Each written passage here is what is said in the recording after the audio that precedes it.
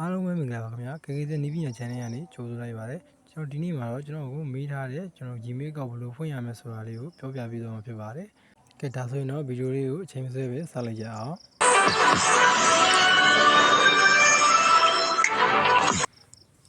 အရင်ဆုံးကျွန်တော်တို့ Play Store ကိုဝင်လိုက်ပါမယ်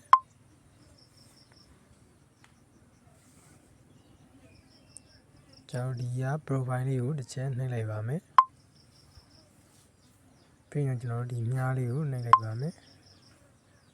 ပြီးရင်ဒီမှာ as another account ဆိုတာလေးရှိရပါတော့အဲ့ဒါလေးကိုတစ်ချက်နှိပ်လိုက်ပါမယ်ကြောက်ပြီးကျွန်တော်တို့ဒီမှာ Google ကိုရွေးပါမယ်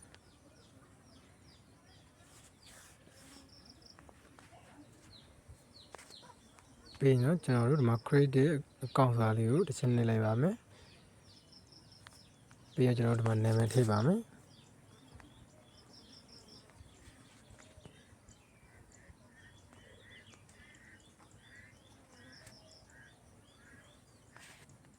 ကြောက်ပြီးတော့ဒီမှာ like ကိုနှိပ်လိုက်ပါမယ်ပြီးရင်ကျွန်တော်ဒီမှာမွေးနေ့ကိုရွေးပါမယ်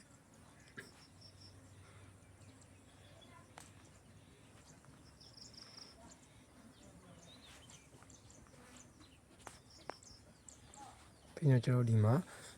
ယောက်ျားလားမိန်းမလားဆိုတော့ရွေးပါမယ်ကျွန်တော်ပြီးရင်ကျွန်တော်တို့ like ကိုနှိပ်လိုက်ပါမယ်ကျွန်တော်ဒီမှာ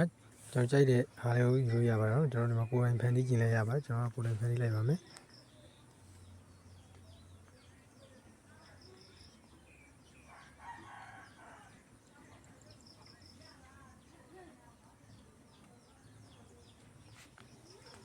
ကျွန်တော်ပြီးရင်တော့ next ကိုတစ်ချက်နှိပ်လိုက်ပါမယ်ကျွန်တော်ဒီမှာ password ကိုရိုက်ထည့်ပါမယ်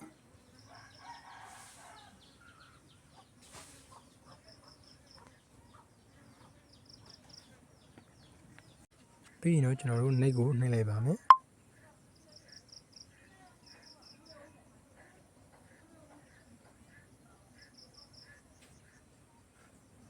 ခါဆောင်ဝေးလိုက်ပါနော်ဒါဆိုတော့ကျွန်တော်တို့ Gmail ကောအလွယ်တကူပွင့်သွားပြီပေါ့နော်အခုနှိပ်ပေးလိုက်ပါမယ်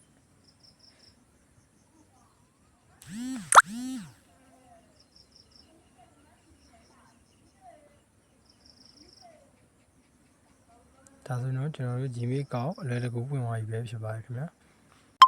အားလုံးပဲအဆင်ပြေကြပါစေခင်ဗျာဒါနဲ့နီးပညာသေးလေးသိရဆိုရင်တော့ KKZ နီးပညာ channel ကို like and subscribe လုပ်ခဲ့ဖို့မမေ့နဲ့နော်